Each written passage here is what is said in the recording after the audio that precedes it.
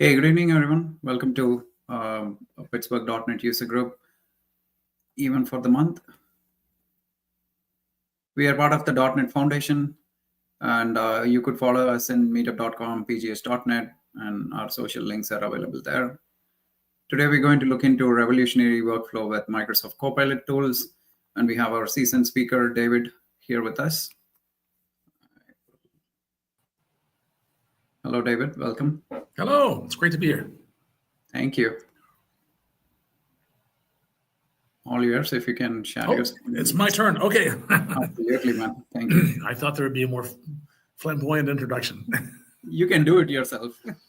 All right. Hey, so thanks, Bada. My name is David. I work for Microsoft, and I am going to try to figure out how do I share my screen. Let's see. Share screen. How about that? Share screen. That sounds fine. I'll just share everything, I think. How about entire screen? Actually, no, I want to do share a window. Does that work? I'm still figuring this out here. Let's try that one. That will work. Let's see. Does that work? Can you see the full screen slide that says empowering AI? Yes, yeah, I can see the PowerPoint. Yep. All right. Is it full screen? No, not the full screen. It's not full screen. All right, let's try this one again. Let's see. Let's go back and stop sharing. And I want to present. How about slides from your computer? Let's try that. I got to upload a file. I want to do that. One more time here. All right, it looks like I'm going to have to do share screen. Let's see, what if I do?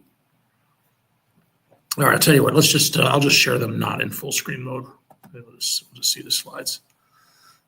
So share screen again, share screen. This window, I'll just do that one right there. Share that. All right, so it's not full screen. There's just some robot picture there, and I'll just click through it this way instead of the presentation mode. This is me. My name is David. I'm what's called a partner solution architect. It means I work for Microsoft, and my job is to help our partners to design applications for our cloud platform, Microsoft Azure. You can find me online at all these places. Just look for my name on any social media sites, my full name. I live a very transparent life. But if you want to learn about what I'm saying, you can go to my blog, which is at davidgr.com, or these two TV shows here, Technology and Friends.com and AKAMS/Gcast. Those are both on YouTube, and they're just shows I've been doing for a really long time, just connecting to the tech community and teaching a little bit about technology to the dozens of people that are subscribing. All right. I want to talk at first about IT revolutions. So there's been a few of them, and they are, I listed a few of them here, like the personal computer revolution that happened around the 1980s, and the internet, which in the 1990s became really popular, the smartphone revolution, which is the early 2000s. Same thing with cloud computing about the same time. Artificial intelligence, we're seeing that a revolution in that right now. And what all these things have in common is that they didn't just come out of nowhere. They didn't just suddenly appear. They'd actually been around for decades. There had been personal computer around for a long time before the IBM PC first launched and captured everybody's imagination, and then it went away and was replaced by all what we call these clones. The internet had been around since the 50s, through universities and through the military have been using internet-connected computers. Smartphones had been around for a really long time before Steve Jobs got up on stage and showed off the iPhone. All these things, cloud computing there had been time-sharing computers. All this stuff had been around for decades beforehand. And just suddenly something captured the interest. Maybe it was Steve Jobs and his charisma and saying, hey, wait, one more thing, and showing off this thing. Maybe it was the applications that you could use on your personal computer, or the idea that suddenly the cost of cloud computing went down. And with artificial intelligence, what's happening is, yes, it's a revolution, but this has been around for decades, for at least since the 1950s. In fact, the idea of intelligent machines has been around for centuries, and yet it feels like it's new. And a lot of it has to do with our friends over at OpenAI. They've created things like ChatGPT that sort of capture the imagination. I can just type a question in a natural language like English and get my response back in a natural language like like English. And it's made it really accessible and really kind of brought it to the masses. So that's where there's a lot of hype around that. And some of it is hype, but some of it is really, really powerful. Microsoft has bought into this. They recognize that there's a need for this. And so we're investing heavily in our tooling. And that's what I want to talk about today, some of the tooling that's available. And before I get started, let me just show you a couple of definitions here. When I talk about artificial intelligence, we use that term a lot. This is the idea that we're going to try to get computers to think more as humans do, to use similar processes as humans do. It's a little bit different. In the past, computer science traditionally has been explicit instructions. Do this, then do that, then do this, and then check some condition. And if this is true, then do that. If that is true, then do something else. But clearly defined steps in this.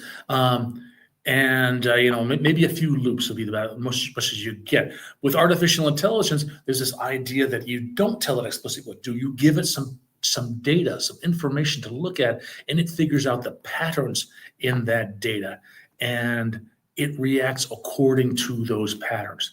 So that's the idea behind that, and it's smart enough that it can actually learn from these things. If you provide it feedback, you provide it more data, you can say, when you're looking at patterns, you can sometimes be wrong because you're not dealing with absolutes, you're dealing with probabilities. And so it can reason, it can self-correct, you can tell it, oh, this is wrong, and it can use that and build it back into its model.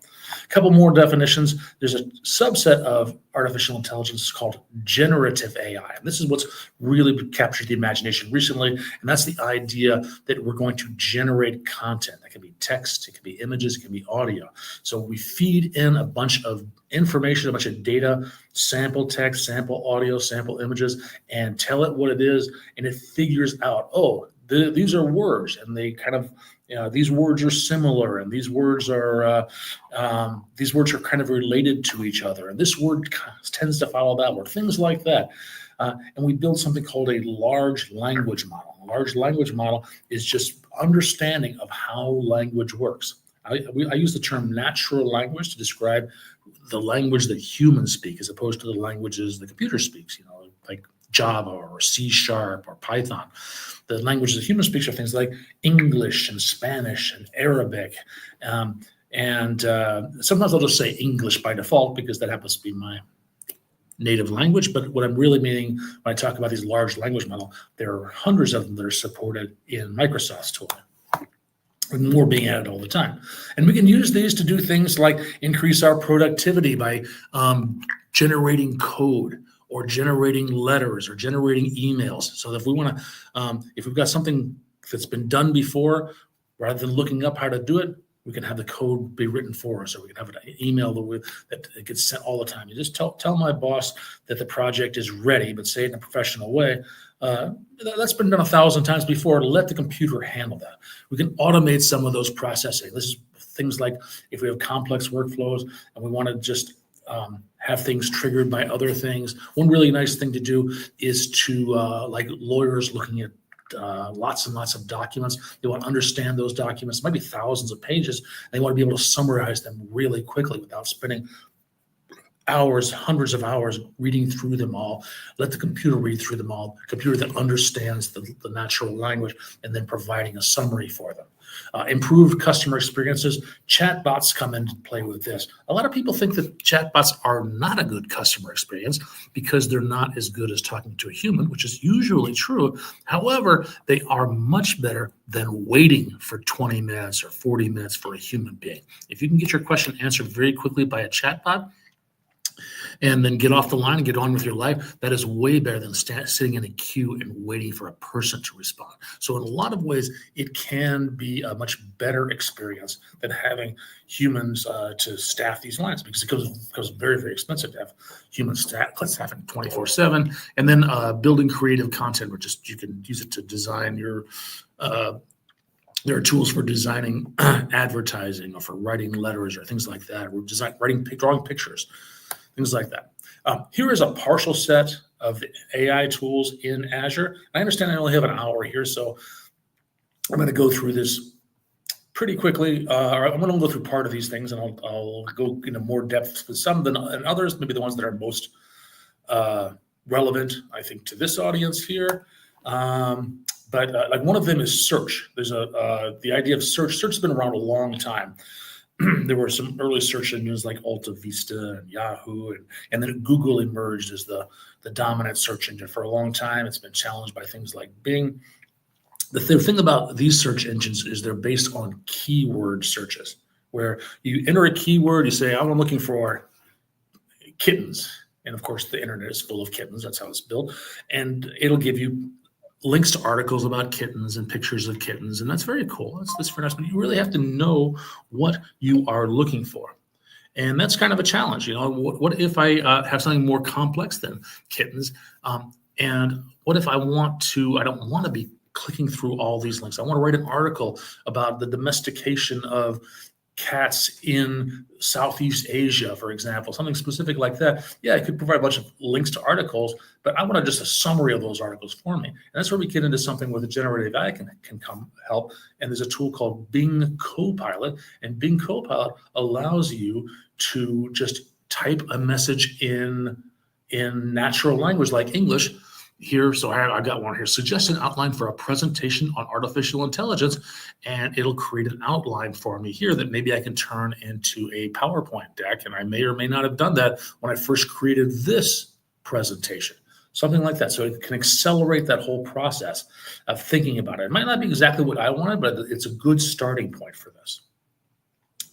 We talk about the search. There's something called the retrieval augmented generation pattern. And what this means is that it's something that's called the RAG pattern, RAG, is that we enhance our internet search, this Bing chat search that I was talking about, that does not only can ask questions in a natural language like English, but it can go out and search the web and summarize information from the web, but it also can look at other pieces of documents. So for example, if you have internal document stores that you want it to look at, maybe your SharePoint site or your internal document repository, your list of HR files, things like that, it can look at those and it can augment its search by querying not only the web, but your internal thing. And it can also do some processing. You can do things like maybe you've got some of those documents need to be translated from one language into another language, or maybe some of them are pictures of documents and you want to extract the text from those pictures, or maybe you have videos and you want to transcribe those videos so you can search them more easily. So we've got this whole workflow process that we can do where we can allow users to search with natural language, and using this retrieval augmented generation pattern, we can enhance that search by providing other data sources and providing some other processing of that data before we return it to the user in a natural language like English. And we can do both. We can do both a keyword search and a RAG search. We can combine the two, So the idea behind that, you'd have to have some kind of controller. This is what this orchestrator here is, some kind of controller to understand what kind of a search is most appropriate for this. Should I just be doing a keyword search, go out to the web and search some engine like Bing and search for it, or should I be doing something more complex than that? And should I maybe be searching internally for that? So we can build applications that can do that, but there are tools that have APIs that allow you to do that. All right, so here's an example here. How do I change my health benefits at Elastic is one of our partners, and it looked inside of their SharePoint site or their internal website and said, oh, here's how I do it. Here's the steps for changing my health benefits in natural language like English. It found this in a document, and it's in several documents, and summarized for them how you do that. All right, I want to talk about some of the tools inside of inside of Microsoft. Let me just make sure. Every once in a while, I want to just look over here and make sure there's nothing in chat. All right. So first one is Azure AI Services. And if you're not familiar with Azure AI Services, you might be, even if you don't know you are, because they were originally branded as Cognitive Services. And they've been rebranded as Azure AI Services for some reason. I don't know, maybe to sell more t-shirts or something like that. But these are the same. This is the next version of Cognitive Services. And these will do things like speech recognition and translation of language, looking at pictures and telling you what's in those pictures, identifying so whether there's people in there or objects in there. It'll do some content safety, so it can moderate, remove screen for hate language or potentially dangerous content. It can read through documents and tell you what's in those documents. Sometimes those documents are really structured and you can give it information about oh yeah, look at this. The address is always up here, and the return address is always up here in the top left, and the customer address here is always in the top right, and the list of items ordered is always in the middle here, and it's a table that can have anywhere from 1 to 50 rows. You can tell like that, and sometimes it's unstructured data where it's just Word documents or PDFs that you don't really know the structure of them, but it understands that they're all in English, and you can pull information out that way. Copilot is a whole series of tools that come from Microsoft. Here's a partial list of them. I work with this one right here a lot, and I'll show you a demo of that in a minute. That's called GitHub Copilot. That is for generating and understanding code. There's a plugin into your development IDE, like Visual Studio Code, and some of the JetBrains tools and Visual Studio, and you can ask it to write code for you, or you can open up code and ask it to explain that code for you, or generate automated tests based on code. There's M365 Copilot, and this is a tool. This is what's called an agent. These are all called agents. Agents are artificial intelligent chatbots that will interact. They kind of exist in the context of an application or some data, and they understand what you're working on right now. So GitHub Copilot understands the project that you have open, the code you have open, and it can work with that. M365 Copilot works inside of Excel or Word or Outlook or Teams or any of the M365 products, and it will, if you ask it questions, it will understand which documents you have open, which email you have open, which spreadsheets, which meetings you have, etc. It understands if you're logged in, it'll understand, what are your communications in Teams. And Windows Copilot is kind of a generic thing, which acts a lot like Bing Chat Copilot, and it allows you to ask general questions, either about the world at large or about specifically your workspace, things that you have access to in your organization. All right. We also have, I only have a few slides here. I'm going to jump to demos as quick as I can, but I wanted to make you aware of there are low code and no code solutions. So you can build your own agents. And these tools right here, Copilot Studio, Azure OpenAI, actually this is a typo. It's actually now called Azure AI Foundry. That has been rebranded as well. We're always rebranding stuff here. And Azure AI Studio, these are tools that allow you to write, to develop agents and applications, things like chatbots that work on artificial intelligence without writing a lot of code, sometimes without writing any code. Sometimes you can just point to a data source and tell it what you want it to do, and it will generate all the code that's needed for you. Before I jump into the demos, I do want to say a word about responsible AI. With great power comes great responsibility, as the philosopher Uncle Ben said. And as you're building AI applications, or as you're using AI tools that were built by somebody else, you need to think about these things. You need to think about, are we violating privacy issues? Are we, if we build a solution, are we exposing personally identifiable information to the public, to people that shouldn't have access to this? Are we using it? Is the generative AI, is it generating things that are inclusive, and that are fair, and that are reliable, and that are safe? If I'm using artificial intelligence to generate a chatbot, and it's trained on information that it found in Reddit forums, that's how it's learned English. There's a lot of nasty people out on Reddit forums, and it may come back with nasty responses because that's the way it learned things. The internet is full of just nasty people sometimes because of its anonymity. And so we want to make sure that we're being fair, and that we're being inclusive, and we're not being hateful, sending out hate speech, things like that. And we not want to have some sort of responsibility, that we're monitoring this, because if that does happen, we'll be able to have some feedback mechanisms to be able to catch it and correct that, because artificial intelligence can learn from its mistakes. If we tell it what those mistakes are, have somebody that's accountable for that, be transparent about where that data is coming from and what are the limitations of that data. So I do a whole talk just on responsible AI alone. So I'm not going to drain this slide, but I just want you to be aware that there are potential dangers in using artificial intelligence.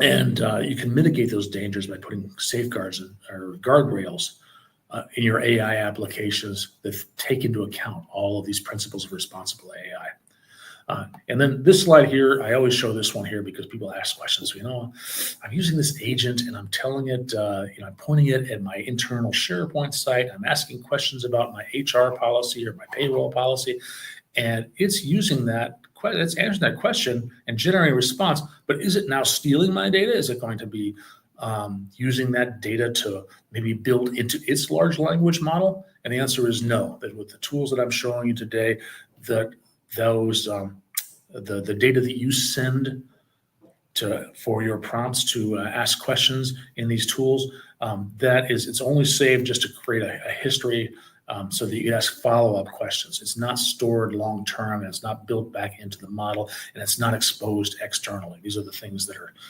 concern people about using. This is one of the roadblocks people say. I'd like to use these Copilot tools. They sound great, but I worry there's a chance that you're going to use my data and expose it to someone outside my organization. And this is my business. I don't want anybody else to see that data. All right, those are my slides. Let's do some demos here, but I'll go back over to StreamYard, and I don't see any questions in the chat right here. Okay, in fact, I don't see a lot of information at all in here. Oh, yeah, I do see it on the comments. Yes, please share the file. Okay, so share the file. The file is probably the PowerPoint deck, I think that's what you're talking about there. All right, so let's go through some demos. I'm going to start with a simple one. I think I have an hour here. So I have to share something else now. Shoot. So how do I stop sharing? Stop that.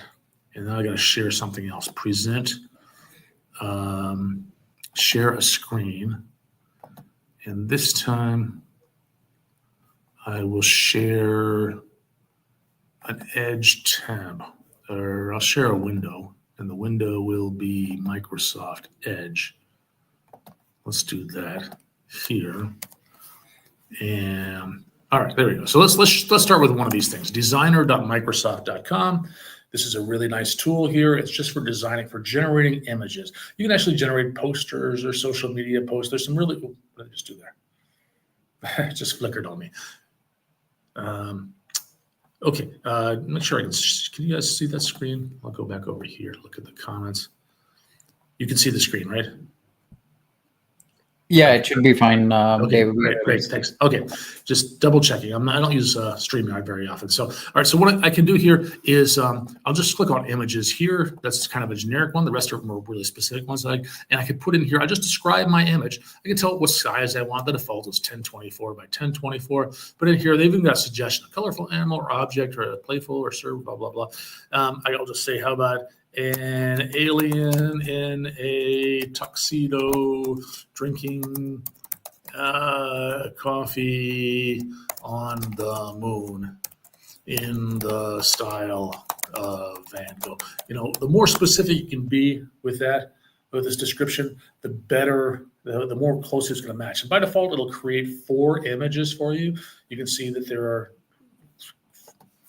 images I've done in the past year. They're all 4 at a time, and I can select the one that I want and download that one.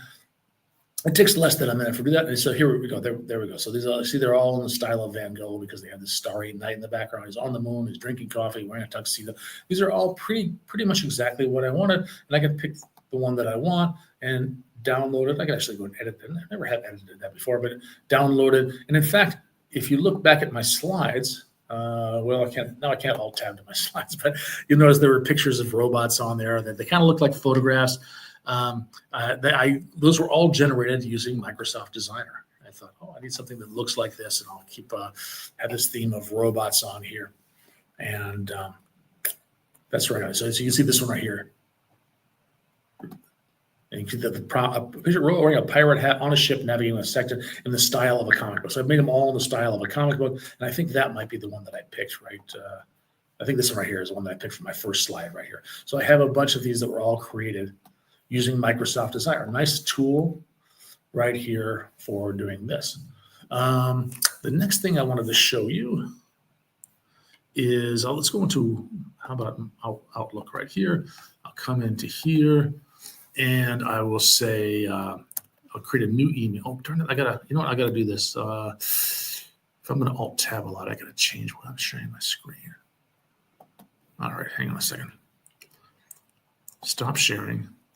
And I'm just going to share my whole screen. How about that? Share entire screen. All right. Let's do that. Oh, wow, that's a lot. All right, so here, I'll go in here. You notice there's a Copilot icon right here. There is a fee for this. I think it's like $20 per person per month. But because I have that, I go in here and I can draft a new email and just tell it what I want. I'll say, explain to the customer that his order is late because we received the supplies late and some were defective. Be professional and polite, but not apologetic. So you can set the tone. The more you can tell Copilot that what you want, the better a job it's going to do at giving you the thing that you expect. And this is I might struggle with this. I want to. This is an important customer, and I want to be firm about that. I don't want to ask for his money back, so I don't want to be apologetic about it, admit fault. But here, this is a draft email, which might not be exactly what I want, but it'd be a good starting point and could save me a lot of time because this is an email that I probably would want to put a lot of thought into. And I can either keep that or discard it. I can regenerate it, it'll come up with a second one. This is what we call non-deterministic. The second one will not be the same as the first one. Or if you give that same prompt tomorrow, it'll probably give you something different. And I can say, all right, I'm going to keep that one. In fact, there's an adjust button on here. Make it longer, make it shorter, make it sound more formal, more direct, more casual. So I could do that. I could make it a poem. Let's do that. Let's make it a poem. It's pretty cool. There we go. And I'll keep that one and send that out. Dear customer name. And this is really professional. But if that's your jam, you want to do this as a poem, you certainly could do that. The other thing you can do with this is when you have something like this, I can do coaching by Copilot, and it'll look at the open feedback and it'll give you suggestions about how to improve it. And you can see, make it more professional, reader sentiment, clarity. Do I want to simplify the message? I guess I probably should just make this more professional right here. And so this is a more professional tone. That's probably the one that I want right there. You can even get feedback here. Is it good? Is it bad? Yeah, I like that. That does sound more professional right here. And it'll use that again. AI can learn from its things. All right, so I'll close that. I'm not going to send that poem to my customer, but I am going to go into Microsoft Word right here and create a new document here. And Word also has a Copilot icon at the top. And I'll go up here and I'll say something like, write, click on that, write a 4-paragraph article about why dinosaurs are extinct. Let's do that.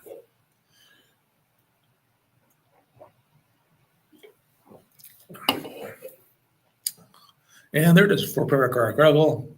I wouldn't recommend doing your homework that way. I click on insert right here, and there it is right here. 4 paragraphs, and I can add, I can change this, say, make, what do we get? Or expand or provide more information about the changing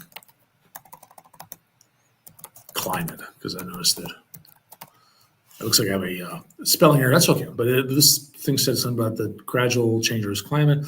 Let's just ask it for that and see if it can extend that right here. Here's more information. So maybe I want to take that and this thing right here. Let's grab that and insert it right after that paragraph here, right here.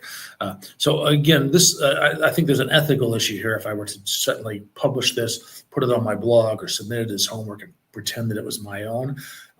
That seems wrong to me. But as a starting point, it might be okay. It really depends on the context. What are you doing this for? Are you just trying to have something that's a quick summary for a coworker, or are you trying to take credit for this publicly and publish it and put it in a magazine or something like that?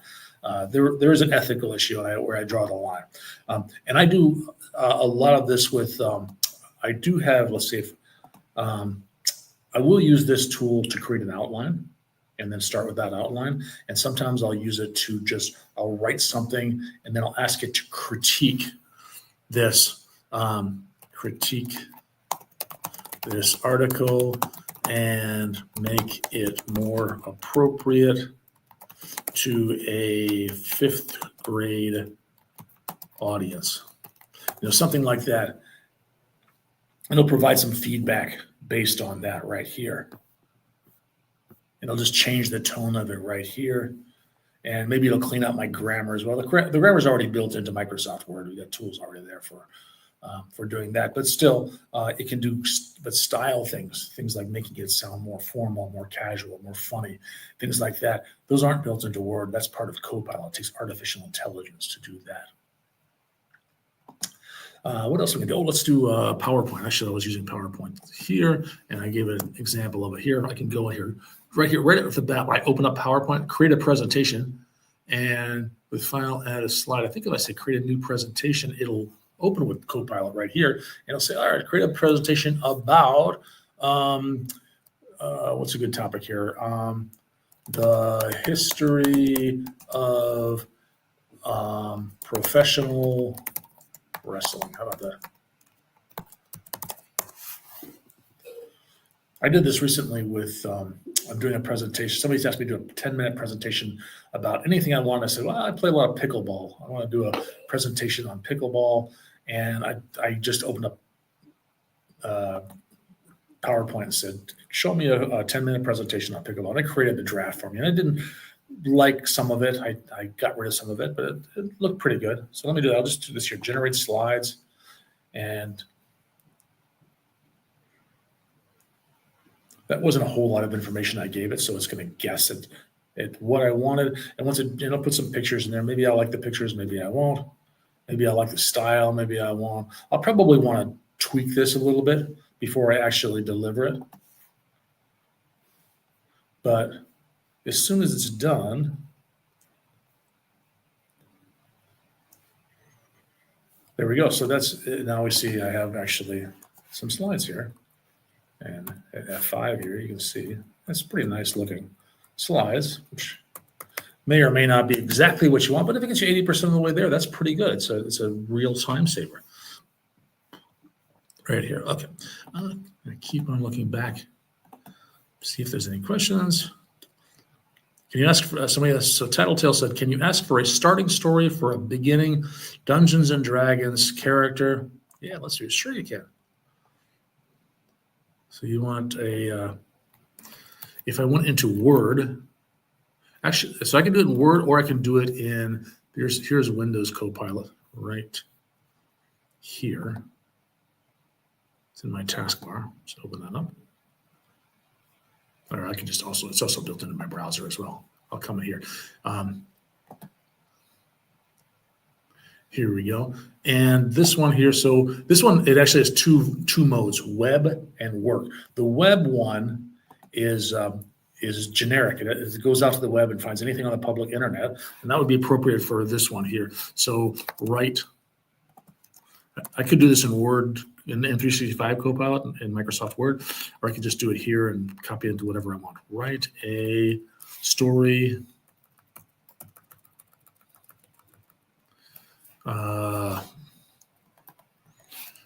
from the point of view of a first level character in a Dungeons and Dragons scenario. Well, I won't be very specific. I probably would want to give it a specific scenario, but here we go. There it is. It's just Word. It made up a story in Word for me.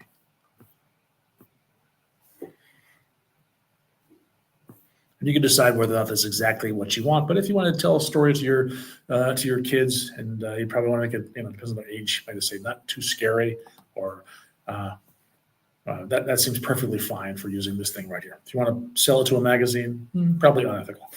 While I'm here, I'll point out the fact that not only we have the web mode, but we also have the work mode. And the work mode is smart enough to know what my calendar is, to look at my calendar, look at my contacts, look at my Teams messages and chats and emails and all sorts of things like that.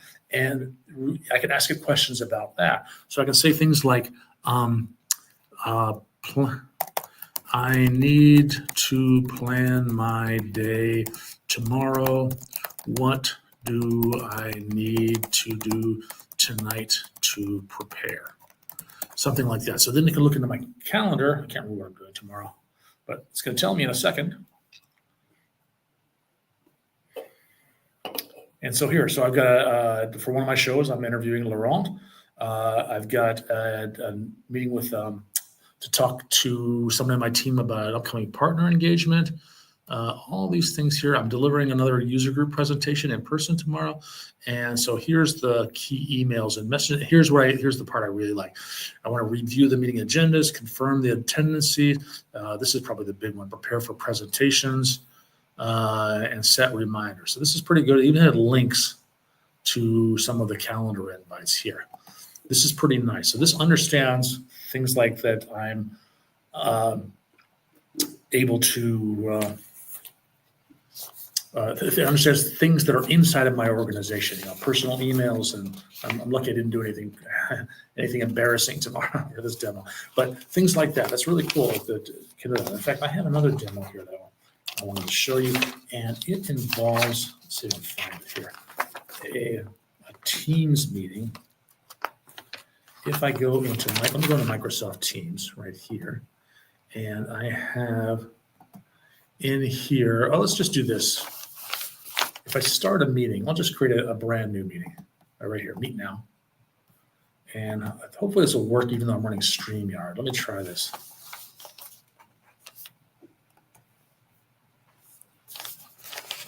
Showing him now. Hopefully I don't mess up StreamYard by doing that. Make sure everybody can still hear me.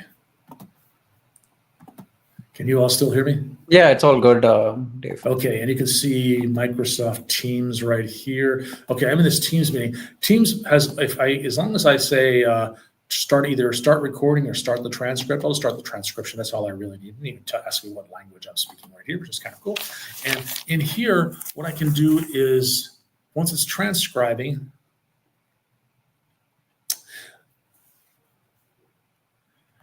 I'll say, the walrus and the carpenter were walking close at hand. They wept like anything to see such quantities of sand.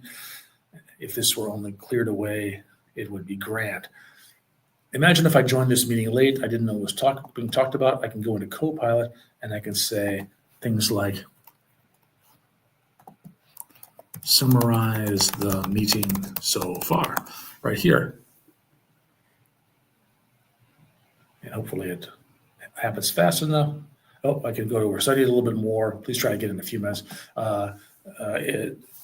It was Brillig and the slithy toes, gyred and gimbled in the wave, all mimsy were the borough groves, and the mome raths outgrabe. I'm just going to recite Lewis Carroll.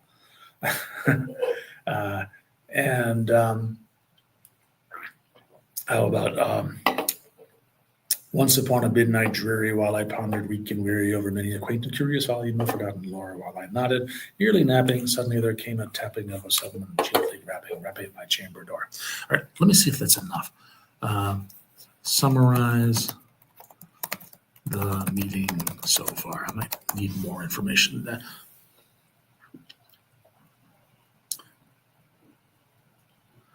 Oh, sure. So it's got here. Look at that. So it said you recited various literary experts that knew that it was me who did it, and I'm summarizing the meeting. Copilot, test the transfer. So yeah, that's a pretty good summarization so far of what I was doing. Just reciting some poetry.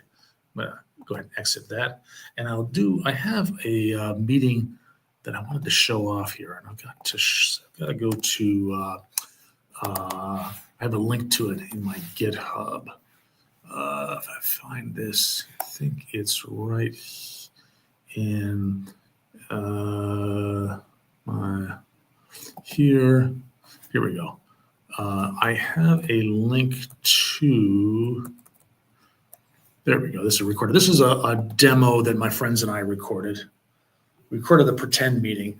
I used to run a user group myself. I was I ran a user group in Detroit. It was called the Great Lakes Area.net user group. I don't live there anymore. I live in Chicago now, but I really enjoyed it a lot. We had in-person meetings, and we were pretending to, in this meeting, we were pretending to have an event on a Saturday, and we talked for about 20 minutes about this event.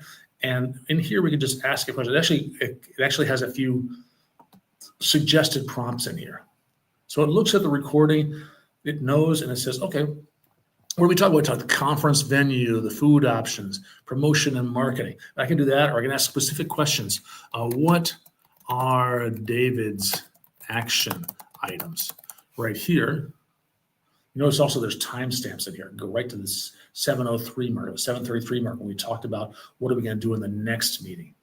So action items, I asked it, and what are they? And here we are. So Seattle Commissioners, potentially, so she will follow up. So that's her action items. That's not a very good answer to this here. How about this? I'll ask a specific question. What did we decide about food? Always a big question at any in-person event. What are we going to eat?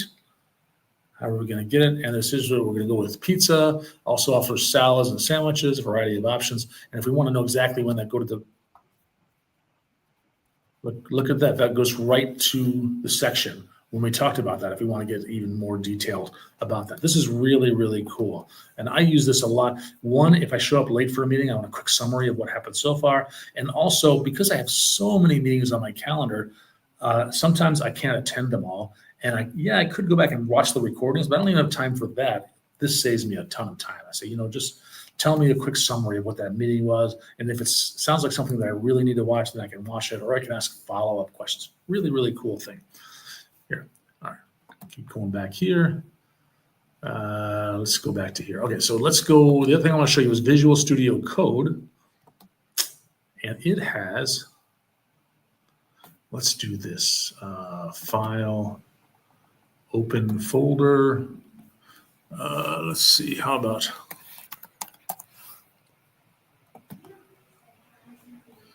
create a new folder, call it Pittsburgh Net.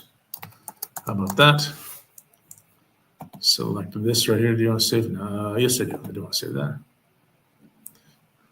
So this has, there's a plugin actually, an extension here for Copilot. The extension is free, but I think this is, again, something like $20 a month per person to actually use Copilot itself. But these are, I've installed GitHub Copilot, GitHub Copilot Chat. And then from here, what I can do is do things like, let me go, where's the Copilot, there we go, chat, let's go over here. I could do something like, let's do this. Actually, I don't even need the chat. What I can do is just create a file, create a new file. In here, new file, and I'll call it demo.ps, like this.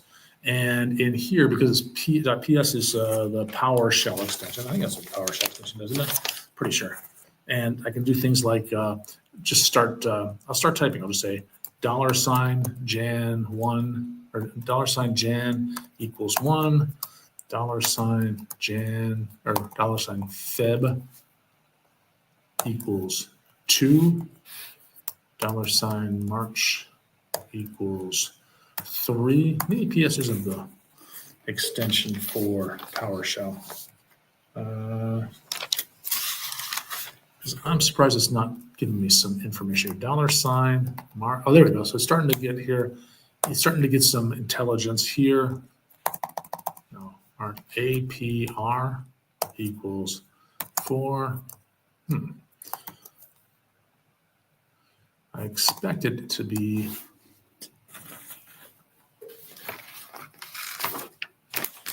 I think maybe I've named this wrong. I haven't used PowerShell in a long time. I'll go over here. What is the extension for a PowerShell file?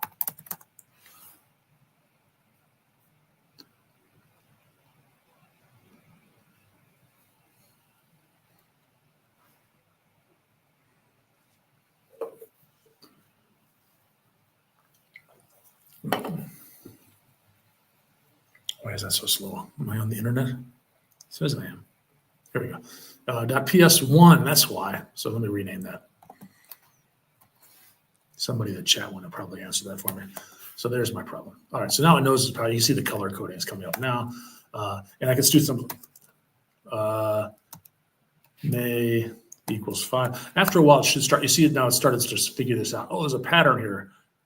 $June equals 6 makes sense. And I'm just pressing tab to accept that. This part here is kind of grayed out. It's hard to tell on the shared screen. But if I hit tab, and now I hit tab, and it just filled the whole thing out for me. And I can do things like month equals, look at that, I can create an array. Let's just hit tab and accept that.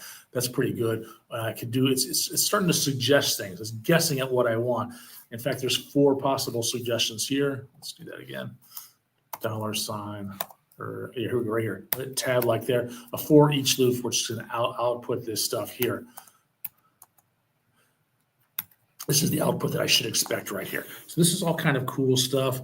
I can also do, let's come down here and give it a command right here and say, get the current month number. Oh, there we go. Just type in a comment and it will suggest something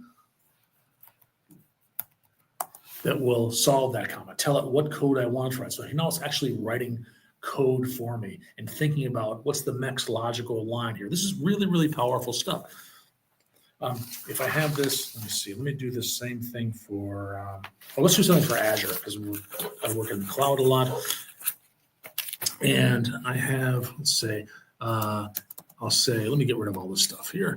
I'll say pound log into Azure. How about that? And set the subscription right there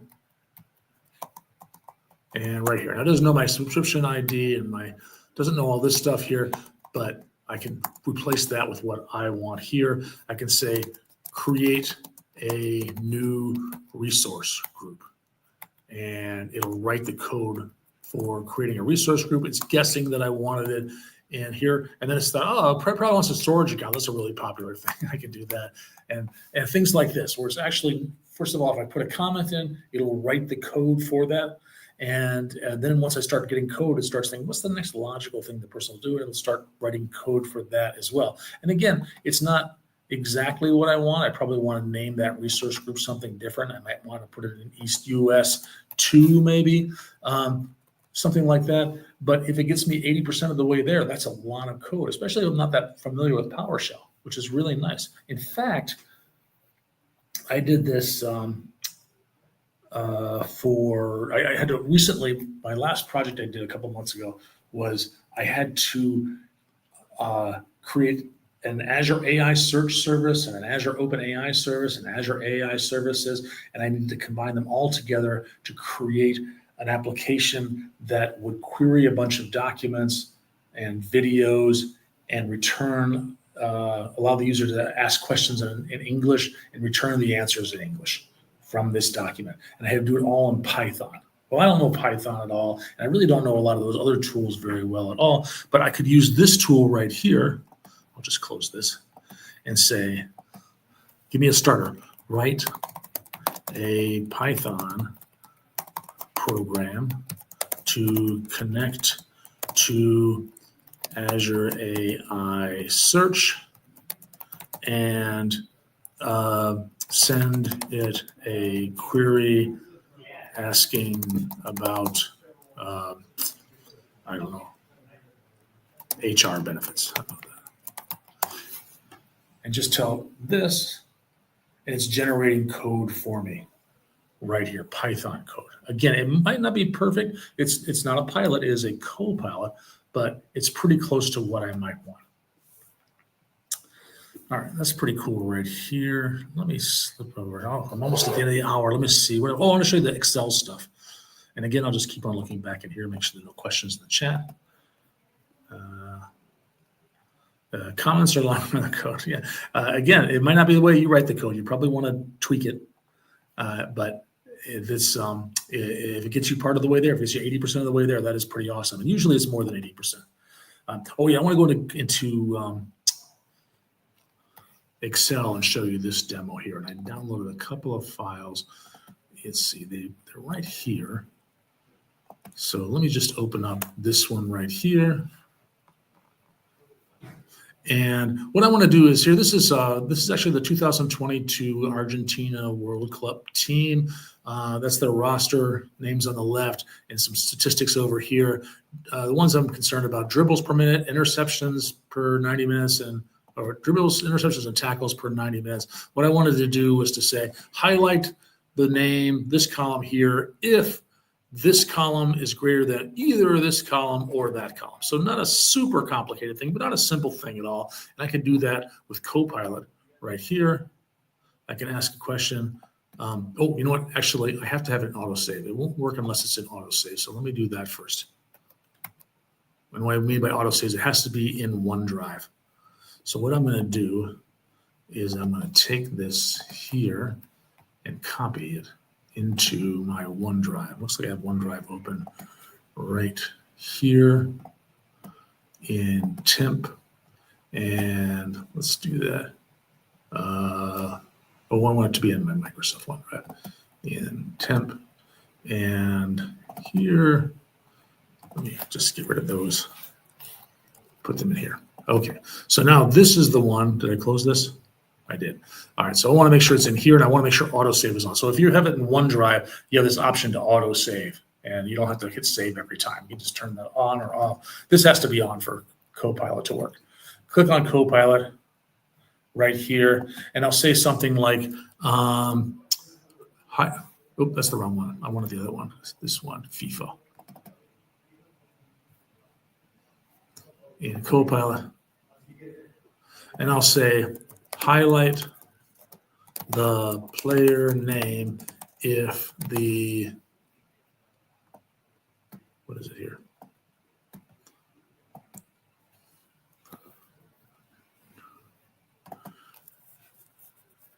Dribbles are greater than the tackles or interceptions. Let's try that right here.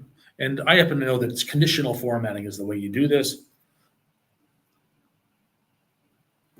It's up under here, conditional formatting, but it's going to tell me how to do it. And sometimes it'll actually do it for me. I did it earlier today, and it just gave me the steps for doing it. I did it last month, and it just did it for me. So let's just see what happens.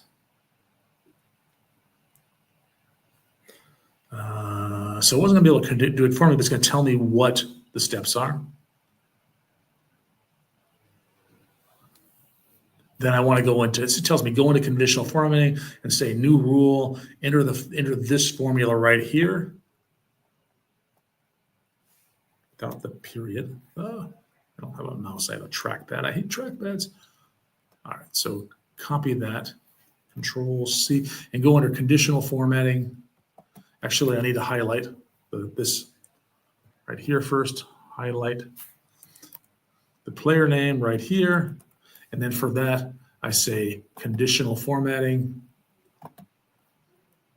new rule, use a formula. I'm just going through the steps right here. Format that like that, or J4 is greater than L4, comma J4 is greater than K4, and click say if that, oops, click on format the fill to be orange. And what it should do, like this, and you can see, I'll close this right here, and you can see the ones that were formed that are highlighted. This one right here, and it was the reason it was highlighted is because 1.45 is greater than, it's not greater than this, but it is greater than that. This one, the one below it, 0.48 is not greater than either one of those two. So that's what it's trying to show here. So again, not a super complicated, but it did save me some time. Let me just close this right here. And then I'll grab this one right here. This is a little bit more complicated. This is a bunch of inventory between January of 2022 until I think the end of 2023. So 2 years worth of inventory for 2 different regions, a bunch of cities in those regions. There's categories, there's products. They're all food products, carrots, chocolate chips, arrowroot, etc. It has the quantity and the unit price. So the inventory on hand, the unit price, and then this is just G times H. the total price here. So I want to do something with this. And what I can do is open up Copilot right here and ask it things like, in fact, I want to just copy and paste it to go a little bit faster because I have this in my notes, which is right over, I guess I closed my notes, github.com/presentations. In here, I had the M365 Copilot down. There it is. And I have in here,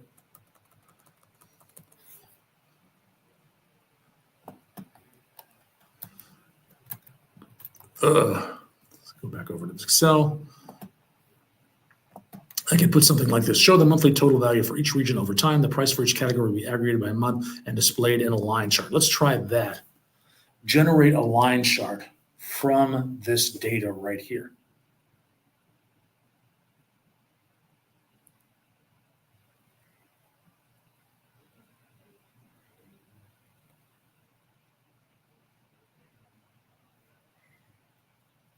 And it's generating a line chart right here. And somewhere, I'll add to new sheet. Let's do that. Just go ahead here and stick it in. And there it is. There's my aggregated data over here. And there's my line chart right here. You can do this. And then they've separated out just recently. They've added this analyzed data. This is part of the tools as well. And then you can type your own question in here, but there's some suggestions on here, to show the total price by city, unit price by category and region, total price. So let's just grab one of these things. Insert a pivot chart on yet another table here to see this thing. And then again, it may not be exactly what you want, but you can go in here and you can format this the way you want it to be. These are just pivot tables. And most of us are not experts on pivot tables. I use Excel a lot, but I use pivot tables infrequently. And so I have to go relearn them every time I use them. And this is really kind of cool. It's going to add this. And maybe I said, I want city, I want region instead, something like that. This is, I can change that after the fact. Again, it got me most of the way there, but it's my Copilot. I am still the pilot. I am still in control. All right, I am at 1 hour now. Don't want that. And let me read through here, seeing,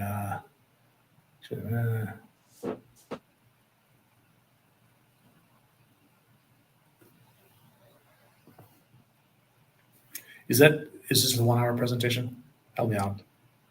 You can go a little bit, Dave, if you have something important that you want to cover. I'm happy to be here. I'll show one more thing here. How about this? This is if you wanted to build your own agent. Wouldn't that be cool? There is a tool, and it's called Copilot Studio. Let me see if this will work here. Copilot Studio. Let me try that.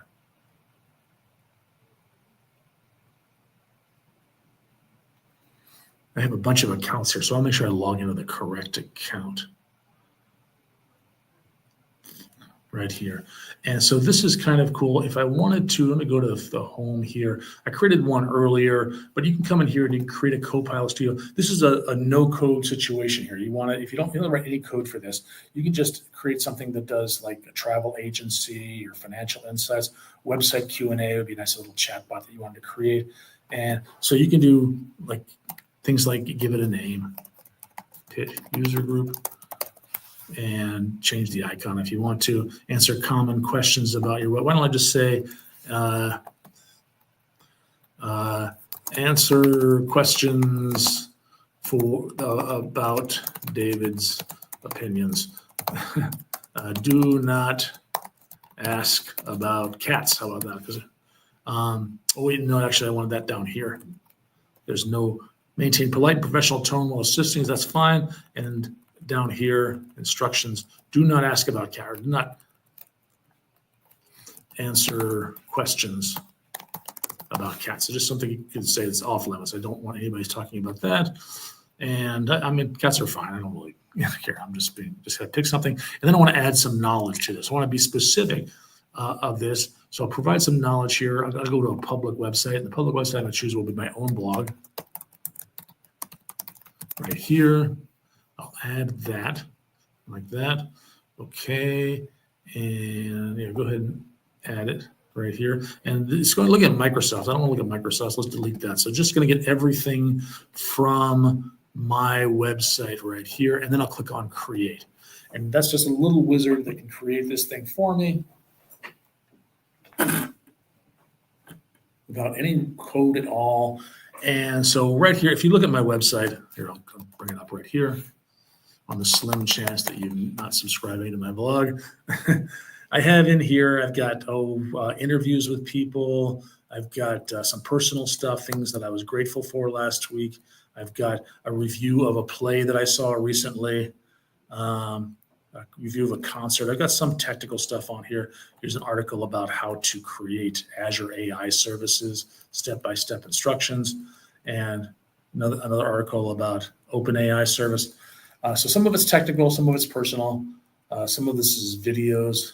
I got some book reviews, and so on. So I've got a lot of just different information on here. You can find whatever on. They're all categorized. So what I can do here is, notice there's a prompt here. Hello, I'm your website Q&A Copilot, and I can say, if I say hi, it responds with, hello, how can I help you today? And if I ask it a question about my website, I'll say, recommend a good play.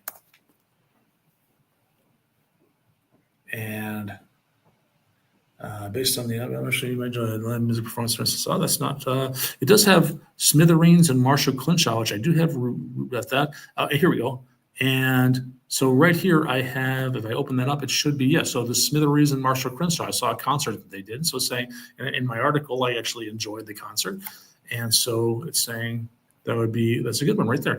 And on the left here, you can see what it's asking for. So this is unknown content. This is free form, natural language, and it generated the answer using its engine from its website. If it couldn't figure it out, it would just end the current topic. But otherwise, it actually generated an answer for me. And so let's see. As this side, if it couldn't figure it out. If it could figure out, it'll respond with the answer. And these are called, go back to here, knowledge tool. These are called topics. So if I look over here at all the topics, you can see there was one, the greeting. Remember when I started, it said something like, hello, I'm your website. That's the greeting. When you start the thing off, let me see this here. Started off, it just has, oh no, I'm sorry, that wasn't the greeting. That was the it's a system message here, conversation start. Hello, I'm your website Q&A, please, et cetera, et cetera. All this stuff here. That's when it very first started off. And when I said hi, it responded, hello, can I help you today? But that's because there's another trigger for that, greeting. So if you say, good afternoon, hello, hi, it'll say, hello, can I help you today? There are all these things that you can do here. And what's really cool is that you can create your own topics right here, either from a blank or from a description. So from a blank, you can create some kind of flow chart here and add new things to it. But you can also, let me just skip that one and say, instead of doing that, I'm going to add a topic from a description. And this is very meta. I'm going to name this topic product info. And this will be, I have 3 products, widget, fidget, and gidget. If they ask about products, present the 3 products and ask them to choose, provide the description of the chosen product. Descriptions are widget,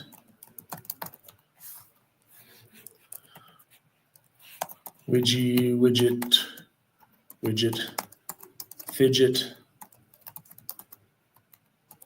some more. And what was the other one? Gidget.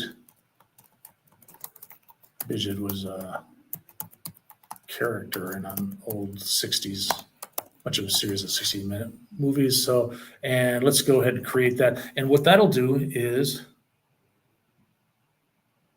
it'll generate something like this, the trigger. And I can change it over and edit it here, but you can see right here, there's a trigger, product information. If they say anything about the product here, there's a couple of examples right there, then it'll ask, well, which product you're interested in? I'll present three options. And depending upon which option, it'll say one of those 3 phrases. Let me go ahead and save that.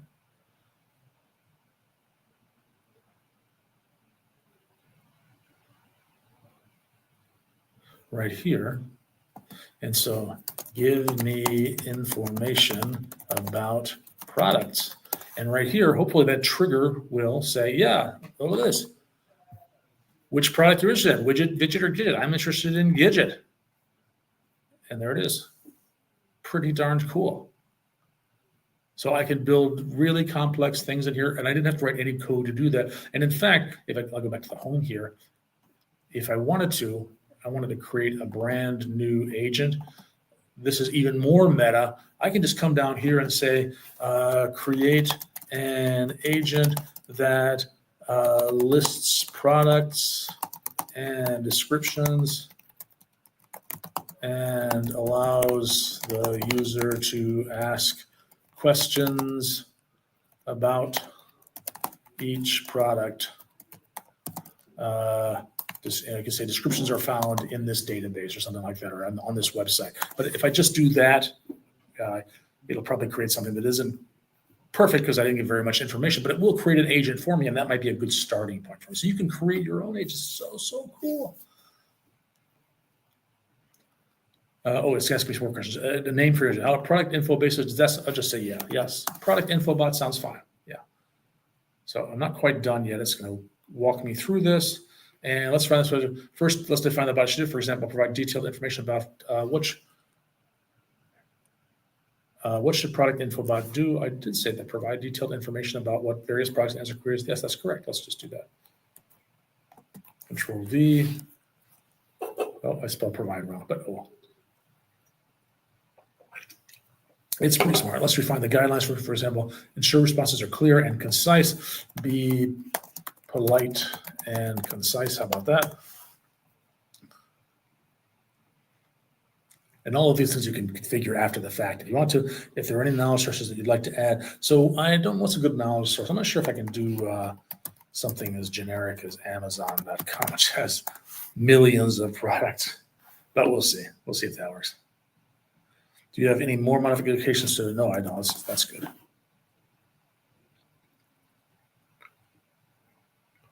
It's now set up. You can continue using Copilot and add more functionality. That's so cool. So let's go ahead and create that. And then this would create one for me and I could test it. And right here, here's the test thing over here. And if I say something like, tell what pup tents do you have? I don't know. It's something that they probably sell on Amazon. They sell everything on Amazon, right? So it's looking on Amazon, it's going to find some pup tents, and it gave me information about pup tents on here, including links to, actually, over here, including links to this nightcat backpacking pup tent, which I can go out and find right here. So I can refine this to make it a little cooler for me, but that's pretty nice. All right, go back over to StreamYard again. And I don't see any chat there. So I think that is a good place to wrap up. I think I might have one more slide here. Let me find that over here. In this right here after demos. There's just a bunch of links, pages to remind me to do these demos. And I do have, here's the thing. If you want this slide deck, that URL right there. Take a picture of that barcode also, that QR code also will take you to that. So if you wanted this particular deck, then go ahead and grab that, tinyurl.com. In fact, why don't I put that into the chat. I'll do that in here. Join the chat. Connect. What, seriously? Oh, well, anyway, I guess not. Anyway, that's what it is. tinyurl.com/DG. That's my initial AI slides. I can add it to the meetup command. There you go. And then also, once you have that, then you'll have all these links in here. So there's all kinds of links to get started that can help you with that. I think that's a good place to wrap up. Are there any questions?